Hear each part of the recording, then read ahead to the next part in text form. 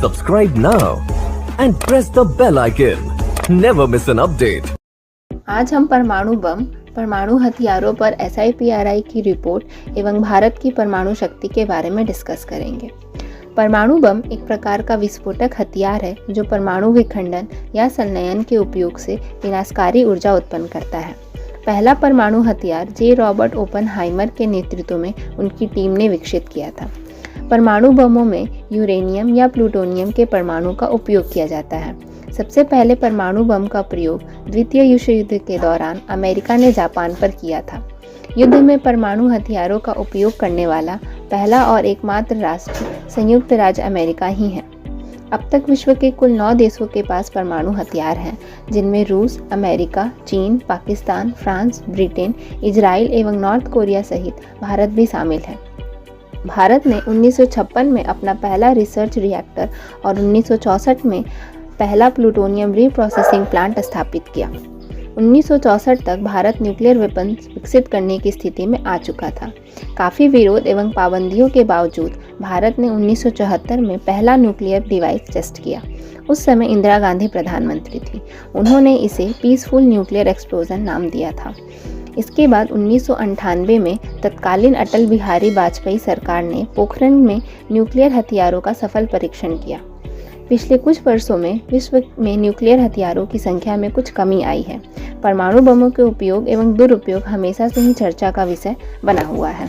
हाल में ही SIPRI ने अपनी ईयर बुक 2021 जारी की, जिसमें ऑक्सफोर्ड यूनिवर्सिटी प्रेस ने प्रकाशित किया।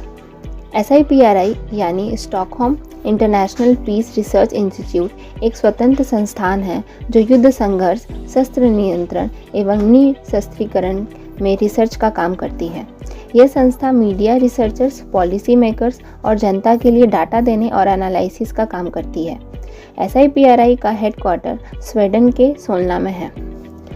अब हम सोमवार को जारी इस ईयर बुक की मुख्य बातों पर ध्यान देते हैं। रिपोर्ट के मुताबिक 2021 की शुरुआत में भारत के पास 156 परमाणु हथियार थे, जो कि पिछले वर्ष की तुलना में 6 अधिक हैं। एक तरफ पाकिस्तान के पास 2020 के 160 परमाणु बमों की अपेक्षा इस वर्ष 165 परमाणु हथियार हैं। वहीं चीन ने भी अपने 320 हथियारों की संख्या को बढ़ाया है। अब चीन के पास 350 हथियार मौजूद हैं। कुल 9 परमाणु सशस्त्र देशों के पास अनुमानित 13,080 परमाणु हथियार है। हालांकि पिछले वर्ष से संख्या 13,400 थी। अमेरिका एवं रूस ने अपनी परमाणु हथियारों की संख्या को कम किया है। विश्व स्तर पर 2020 के मुकाबले न्यूक्लियर हथियारों की कमी के बावजूद इनका स्तर दिन पर दिन बढ़ते जा रहा है। न्यूक्लियर पावर संपन्न देश हथियारों के आधुनिकीकरण के काम में लगे हुए हैं। वैश्विक सैन्य भंडारों में हथियारों की कुल संख्या एक चिंताजनक संकेत है। कोल्ड वॉर के बाद से परमाणु हथियारों में आई गिरावट अब कम होती दिख रही है। SIPRI के अनुसार सबसे बड़ी चिंता यह है कि भारत और पाकिस्तान दोनों ही नई तकनीकों और क्षमताओं की तलाश कर रहे हैं, जो कि दोनों देशों की सुरक्षा के लिए खतरनाक है। दोनों ही देश पर भविष्य में इन हथियारों के उपयोग का खतरा मंडरा रहा है। साथ ही न्यूक्लियर हथियारों के क्षेत्र में चीन की बढ़ती ताकत भारत की सुरक्षा के लिए बड़ी चुनौती है। भारत को भी अपने सामरिक प्रतिरोध क्षमता पर भरोसा है।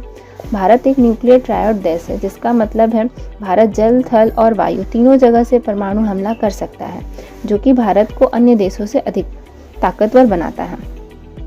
एक तरफ जहां पृथ्वी 2 और अग्नि 1, 2, 3, 5 मिसाइल भारत के थल शक्ति को, वहीं सुखोई 30, MKI, मिराज 2000, जैगुआर जैसे लड़ाकू विमान वायु शक्ति दर्शाते हैं। आने वाले समय में राफेल द्वारा भी परमाणु हमले किए जा सकते हैं।